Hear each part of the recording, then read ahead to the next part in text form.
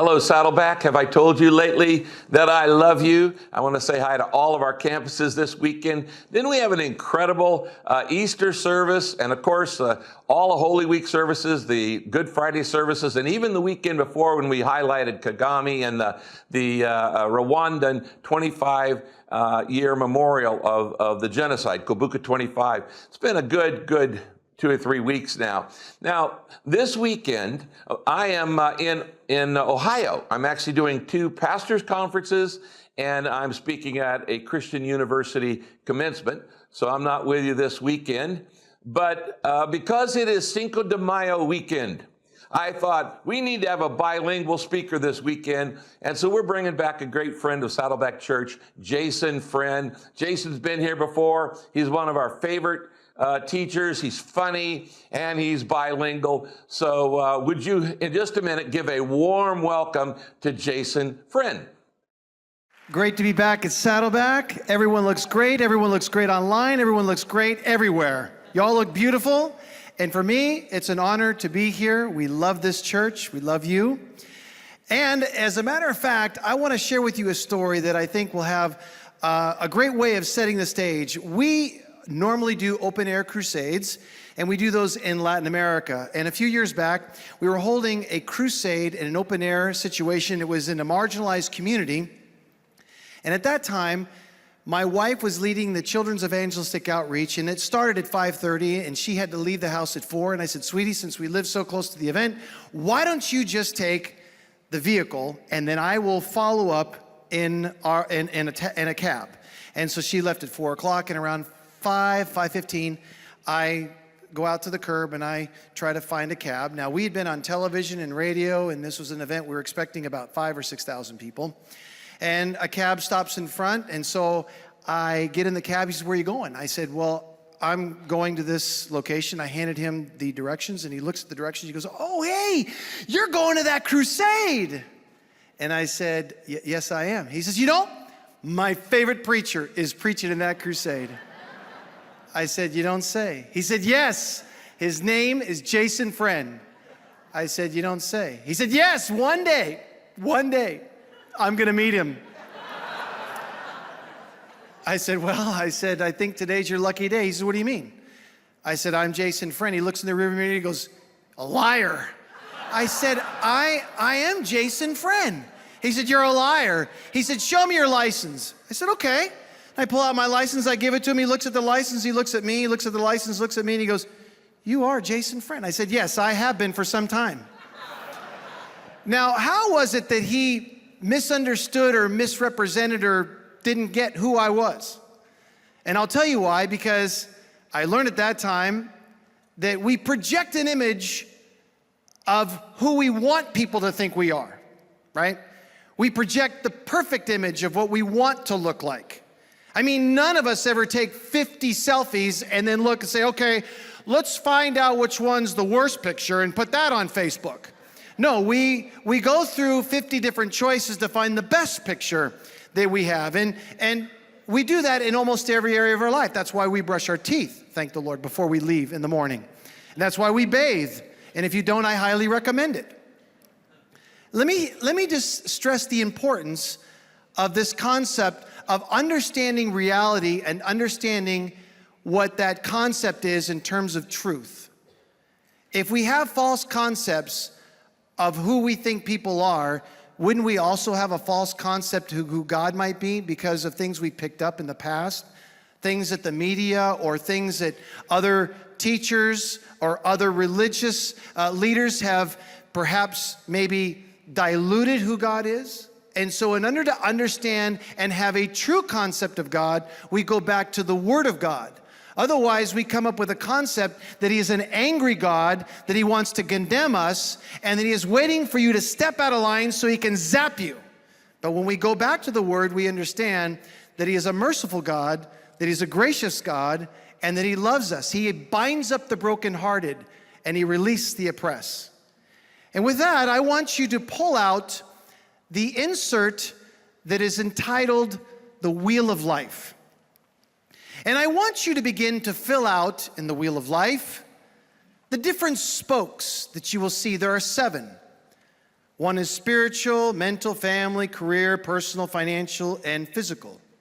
And I want you to rate yourself on a scale of 1 to 10, 1 being the worst, near the axle, and 10 being the best. So rate yourself on a scale of 1 to 10 spiritually, and then do so mentally. I interviewed someone, and he rated himself as a 4. His name was, we're going to call him Juan. Actually, technically, his name was Juan. I called him Johnny earlier in a previous service, but his name was Juan, and he rated himself as a 4 because he did not develop a relationship with God. He knew about God, so he honestly rated himself as a 4. Mentally, in terms of his emotional state, and as far as continuing his education, he gave himself a 2 because after he graduated, he never cracked another book. When it comes to family, Juan, as you know, is a Hispanic, and he loves family, and they love families, and he gave himself an 8 in terms of how he would rate himself in terms of his relationship with his family. Moving along in terms of his career, he rated himself as a 5. He wasn't where he wanted to be. And moving on to the personal aspect, because his intentions and his hobbies, and he did certain things for himself. That is what we call our me time, which you do to take care of yourself and do something only for yourself. And most of us are not very good at that. He gave himself an 8. Financially, however, he wasn't where he wanted to be. He gave himself a 4. Like I said, I want you to begin to rate yourself in all these different categories.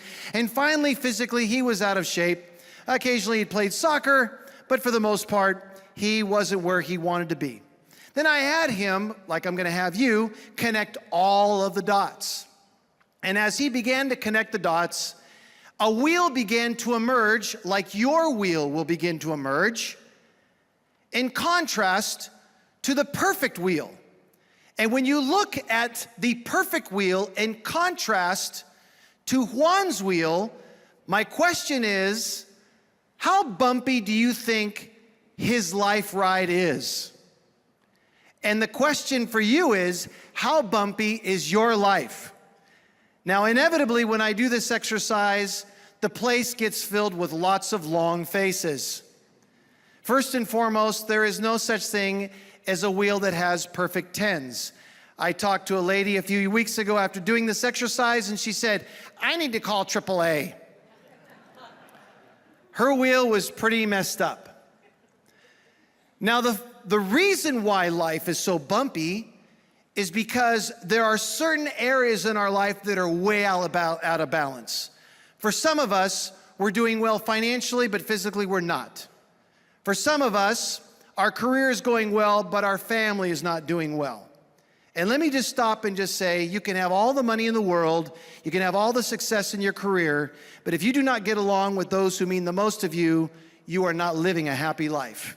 I know lots of people who have lots of money, who are very successful in their careers, but if they're not getting along with those who mean the most to them, they are one miserable individual. So it's important that all of the spokes in our wheel be developing. Now, I want to encourage you at this moment that you do not set out in the next 8 months to make every one of your spokes a 10. That would literally kill you. But pick 2 or 3, and you'll see some check boxes next to your notes where you can write in which spoke you want to improve, and pick 2 or 3 that you want to work on during the next 12 months. And maybe highlight 1 where you know you really need to improve in that spoke. And then over the course of the next couple of years, you want to move into all the different spokes so that your life will become much more smooth. How many of you would like to have a smoother life? Can I see a show of hands? So that's pretty much every one of us in this place. And those of you online, I'm sure, are raising your hand as well.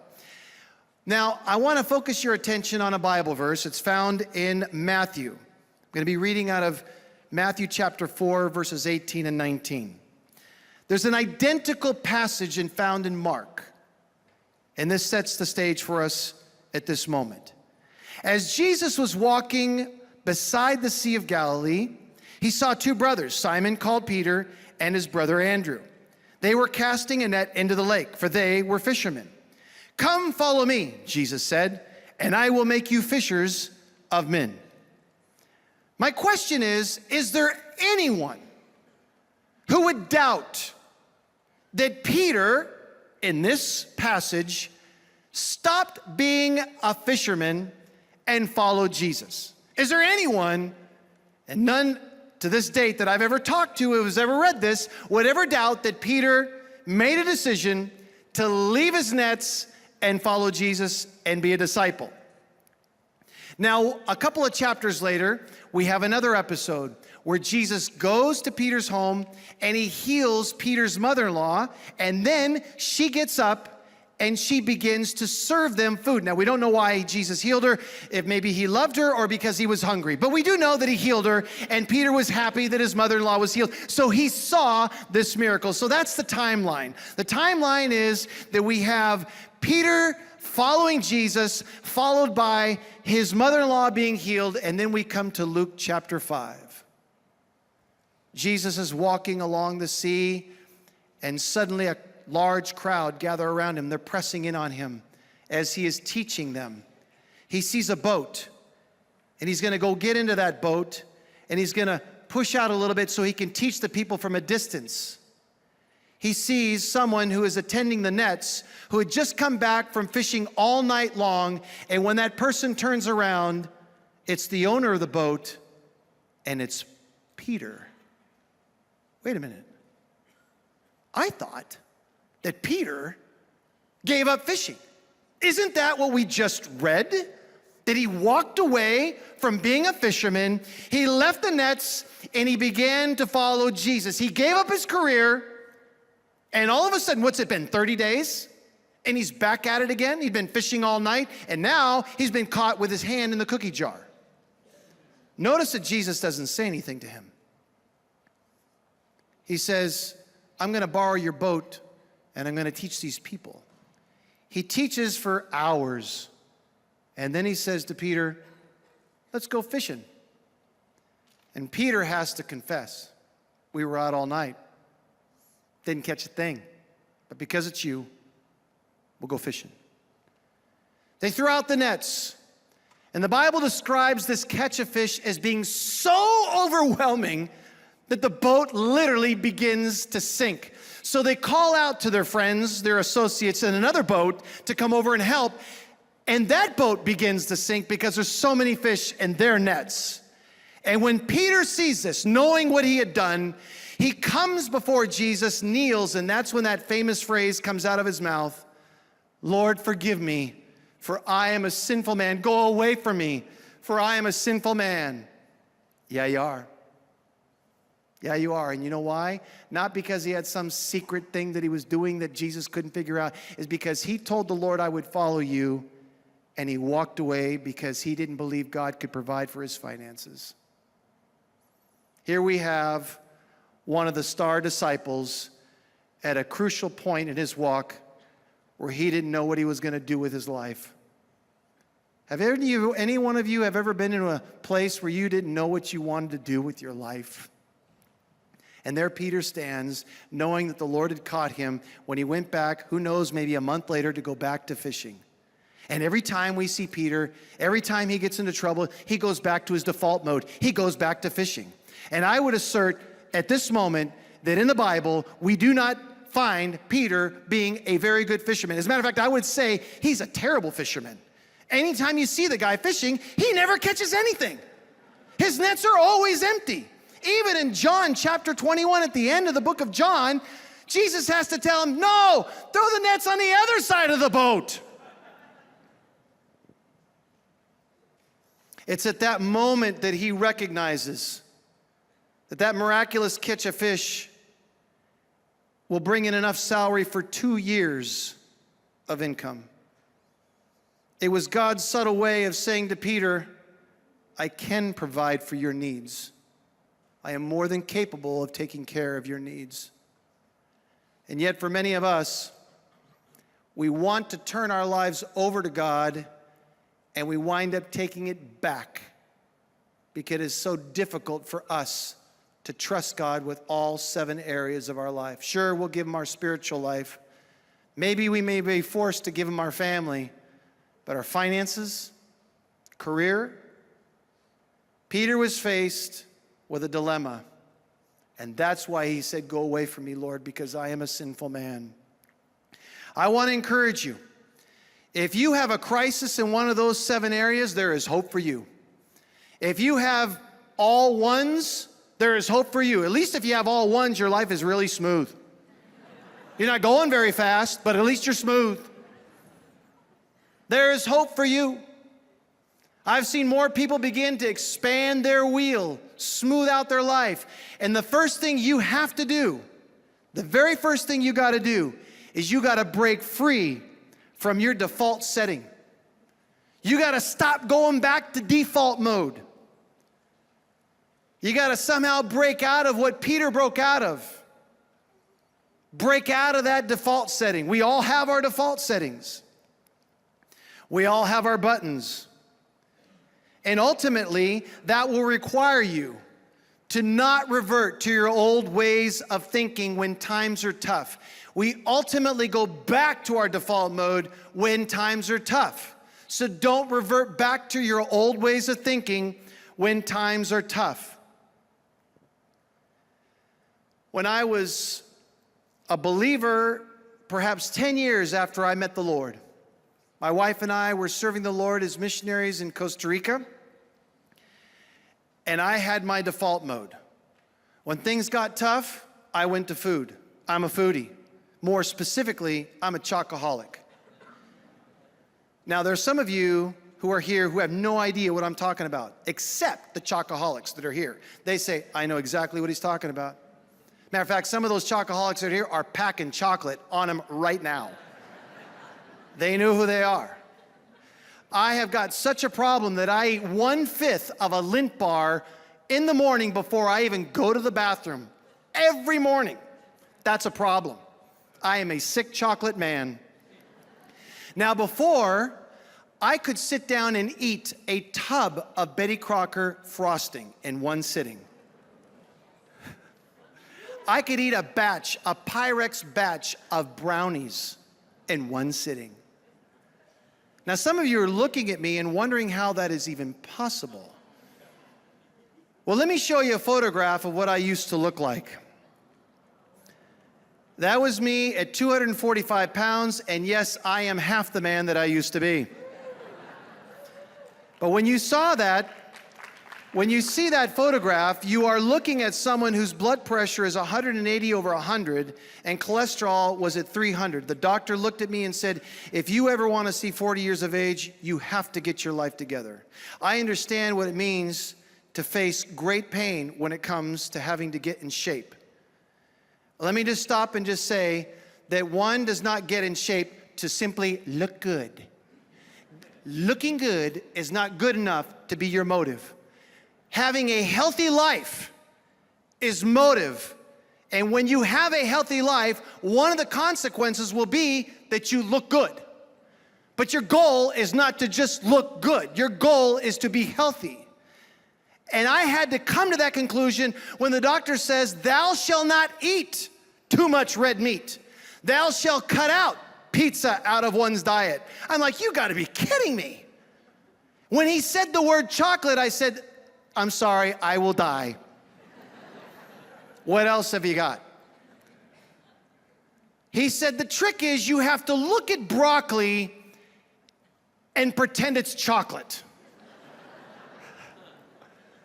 And so I began to think that way. I look at broccoli and I tell myself it's chocolate.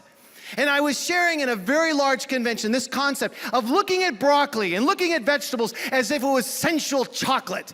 And I walked into the green room afterwards and they were all eating fried food. And I said, what are you guys doing? They said to me, we're looking at this pizza as if it was chocolate. I said, no, you got it all wrong. So I knew that I had to do something about it. So I started to run. First day I ran a block. Second day I ran a block in a mailbox. And I ran a block in 2 mailboxes. And then I worked my way up to a mile. And I would do this, I'm gonna run for 90 seconds and walk for 90 seconds, up to 2 miles. And people said, what's the magic in that? I said, there's no magic, that's when I run out of gas, I just gotta start walking. And then I finally built up so that I would run for 2 miles. And then about 4 years ago, those voices in my head began to say, you're getting kind of old. You got to slow down. Your knees are going to give out. Your back's going to give out. And that's when your friends and family are not the best allies for you. Whenever you want to get in shape, sometimes the closest people in the world to you say, what are you doing? You look fine. You don't need to lose any weight. You're fine. And then when you slim down too much, they say, what's wrong with you? Are you sick? Are you sick? What's wrong with you? I say, you know what? Listen to the doctor. Don't listen to the critics. Listen to what your doctor has to say. They will give you an honest opinion, because sometimes those who are closest to you, they love misery. They love the company. And you getting in shape is going to make them feel convicted, and they don't like that. So you have to stay the line. So as I began to lose this weight, I began to talk to myself, I probably don't want to overdo things. I probably need to slow down. And then I had a friend come into my office. His name is Claudio Freison. And Claudio has a church of about 30,000 people in Buenos Aires. And he's in my office here in Irvine. I'm going to interview him for my radio program. And he confesses to me before the interview that he had just run the New York Marathon. He was 60. Thinking, man, the guy's 60, ran the New York Marathon. I'm complaining about getting old, and I don't even feel any pain. I'm just anticipating the pain is going to come. Are you kidding? What's wrong with you? I said, friend, you better get your act together. So I started to run more, and I ran 3 miles, 5 miles, 6 miles, 8 miles, 10 miles. And finally, Ann Crum, who's in this church, and we ran the Long Beach Marathon. She ran the half, and I ran the Long Beach full marathon in 2015. Now, don't get too excited. I did not win the Long Beach Marathon. I survived the Long Beach Marathon. The guy who actually won the marathon, by the time I even got close to the finish line, he'd only got back to his hotel, he showered and shaved. He was at 35,000 feet on his way back to Africa before I even got close to the finish line. He must have did it in 2 hours and 15 minutes. I was over 5 hours. But the most incredible things happen along this marathon path. Our walk with the Lord is nearly identical to a marathon. I'm not kidding you. And there are people who have run in different marathons. There are temptations along the way. I'm not sure who invented the temptations or why they put them there. I'm not making this up. But if you run any of these, you'll understand. At mile 8 in the Long Beach Marathon, there's a group of 20 people who are handing out donut holes. Donut holes. In the Orange County Marathon, at mile 11, they got a table with beer. Beer on the table at 7:30 in the morning. Can you imagine that? I don't know where the finish line is, but I'm happy. Who in their right mind would start chugging at a mile 11? But there are temptations along the way. Somehow, some way, they planted a Starbucks, or they should say they ran the path right in front of a Starbucks at mile 18 in the Long Beach Marathon. And that's when the greatest temptation in the world hit me. When I saw that, I thought, man, I'm not sure I can survive it. Had a big chocolate Frappuccino poster right there in the window. And I saw 8 runners leave the path and go stand in line for their Frappuccino. At mile 19, there's this thing called hitting the wall. And when you hit the wall, that is when all of your glucose is gone. In short, that's when your body says, we're done. I ain't moving. We're done. And I saw many people just sit down along the side of the pathway, mile 19, 20, 21, 22. And the same thing happens in our walk with the Lord. After so many years, people begin to get burnt out. They experience trauma. They experience pain. And some of us say, you know what, I'm not sure I can deal with this.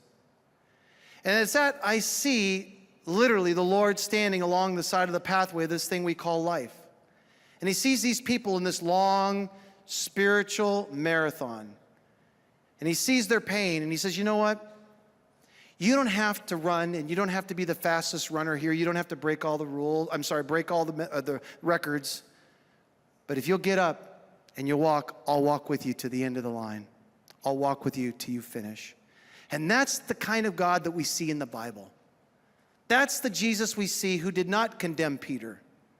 That's the God who is here with us, who will walk with us to the finish line. Not one that is ready to condemn us, but one that understands our pain and that will walk with us if we'll get up and walk with him. I learned when I crossed the finish line, it's kind of funny. I crossed the finish line, and by 26 miles, I don't even know who I am. I crossed the finish line, and my wife says, Jason, Jason! And I'm like, I don't even know where to look. They put this medal around me. I look at that medal. I realized I didn't earn that medal when I crossed the finish line. I earned that medal every day I got up and I trained for that marathon. The Bible says that when we get to heaven, he will give us a crown of glory. And we will not earn that crown when we get there. We earn that crown every day that we serve the Lord faithfully, that we get up and we walk. So we earn that crown. It's a crown that God wants to give us because we are faithful to him. The key to change is having a big enough reason to change. People change when their status quo becomes unacceptable, and when the pain of staying the same becomes unbearable. So it is absolutely crucial that you, in second place, discover your why. You have to discover your why. Peter's why initially was power and fame. That's why he went back to fishing. He's in this thing for 30 days. Where's the money? Where's the fame? Where's the power? I understood we're going to have a new government. Jesus was not about overthrowing the government. He was about having a spiritual revolution. Peter was in it for a different reason. He had a different why. And with that, I want to say that, you know what? Most people, when they hear my story about losing weight or different things that I've overcome in my life, I come from a crazy family. How many of you come from a crazy family? Raise your hands. Unless, of course, your family members are here, then you want to keep that hand down. Overcome a lot of different things, a lot of different barriers in my life. No one has ever asked me, hey, why did you lose the weight? Everyone wants to know how. There are tons of books written on how to. But unless you discover or know your why, because that is the part for change that is absolutely essential. There are books on how to, but knowing your why for change is absolutely essential. And so how do you do that? Well, first and foremost, you got to change your thoughts. You got to change the way you think. The Bible says, do not conform any longer to the pattern of this world, but be transformed by the what? The renewing of your mind. And when you renew your mind, you can therefore discover and know what God's perfect will is for you. That requires us to watch our thoughts. Watch the way you think. Watch your attitudes. Check your heart. And that also requires us, in third place, to change the tape in our heads and stop listening to our critics. Changing the tape in our heads and stop listening to those who criticize us.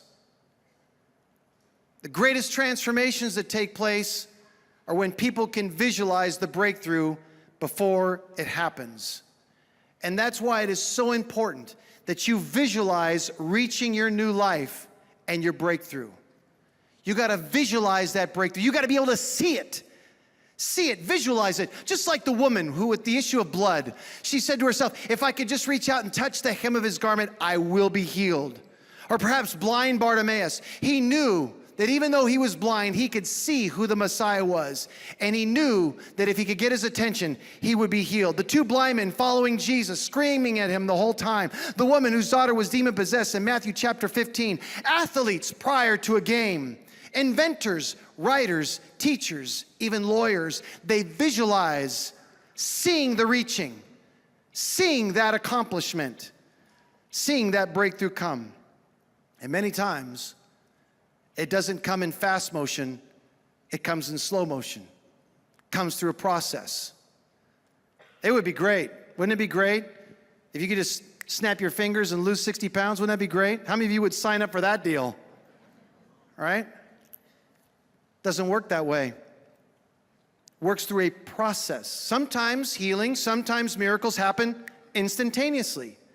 Many of the breakthrough or liberating or deliverance sort of miracles happen through a process, which is one of the reasons why I love Celebrate Recovery. I think Celebrate Recovery is a phenomenal ministry. I think every church in the world should have a Celebrate Recovery in every language. I think it would be incredible.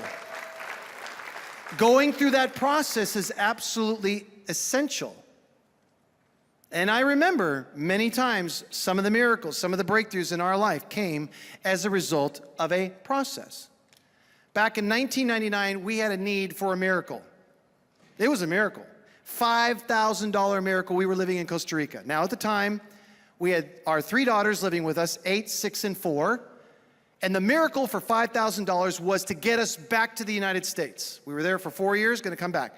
That was for airline tickets, a used car, a down payment on an apartment in Costa Mesa, and if there was any money left over, clothes for our 3 daughters. Now, you know, I'm not asking for the world. It's not like I'm saying, God, can I have $1 million so I can come back in my own private jet?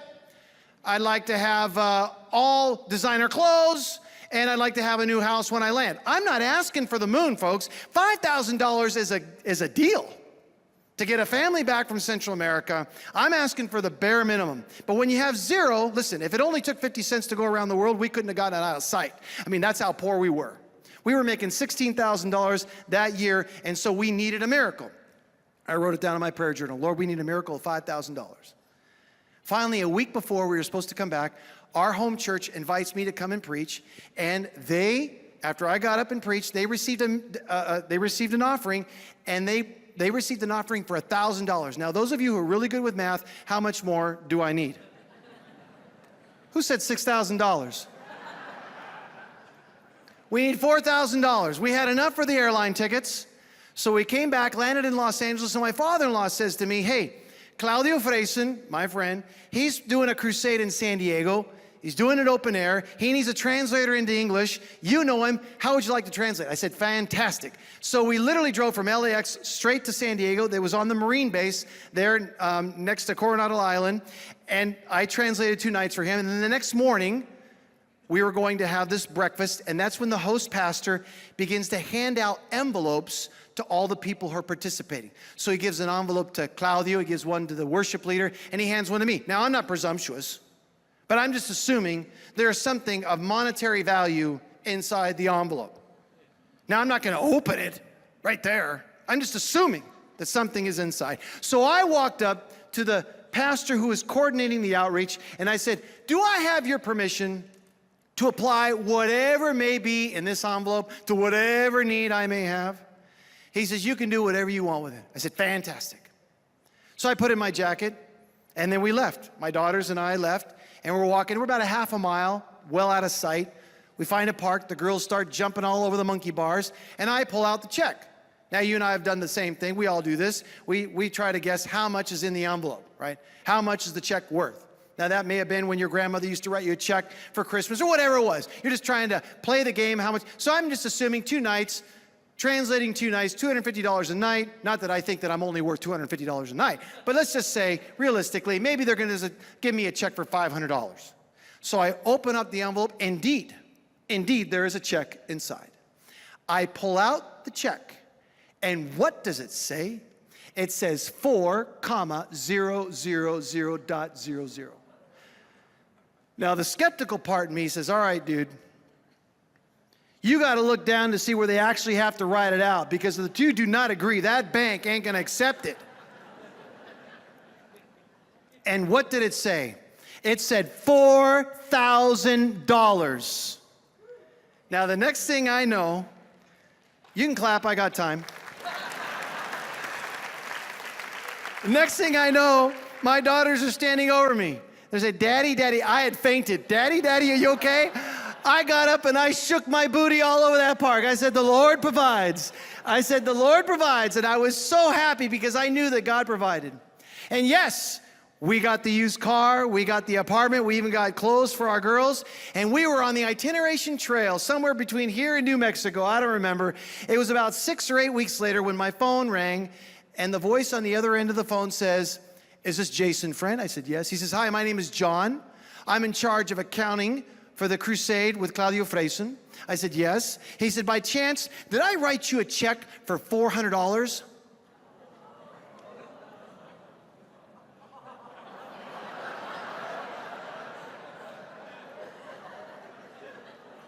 The world froze. My world came to a grinding halt. I said, no. He said, how much was it for? I said, it was for $4,000. $4,000, he says. $4,000, that's where all the money went. He says, there's been a $3,600 mistake. You're gonna have to send back the difference. How in the world did that happen? I said, well, let me tell you how it happened. I was in Costa Rica and I was in a prayer meeting and I said, God, I need $5,000. And then the church accepted an offering for $1,000. And then after we flew all the way back, translated 2 nights, and we had enough money to get exactly what we needed, which was a used car, an apartment, airline tickets, and clothes for our girls. But if you're telling me that was a mistake, you gotta give me some time because all that dough is gone.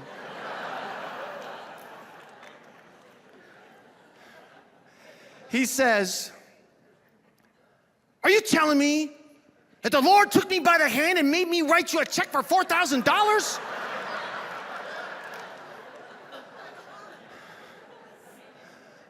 I said, listen, man, whatever's between you and God, it's none of my business.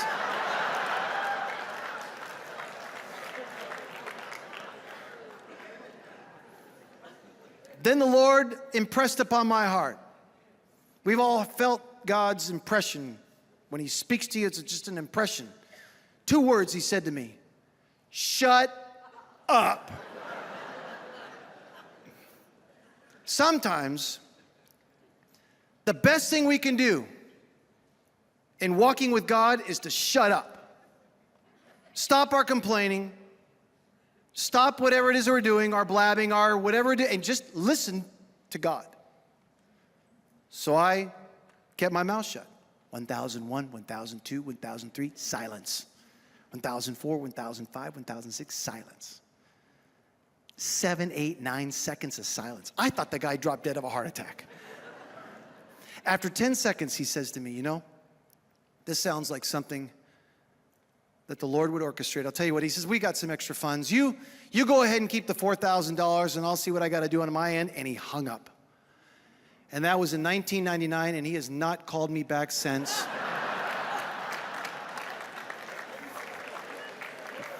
Nor have they ever asked me to translate for Claudio Freson.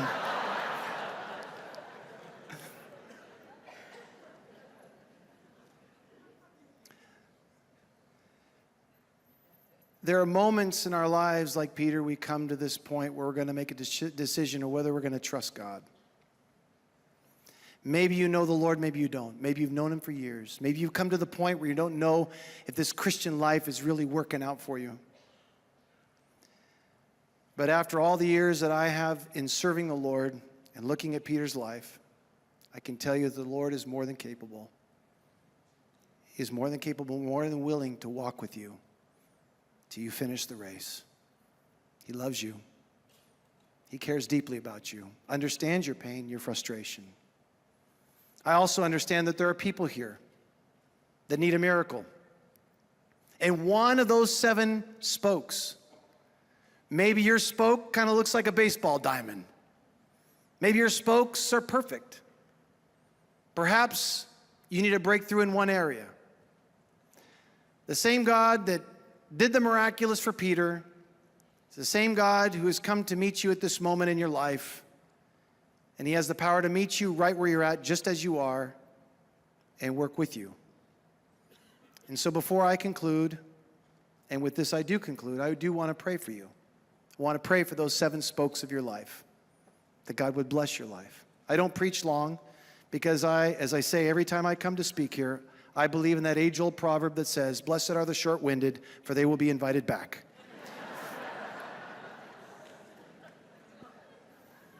I am also convinced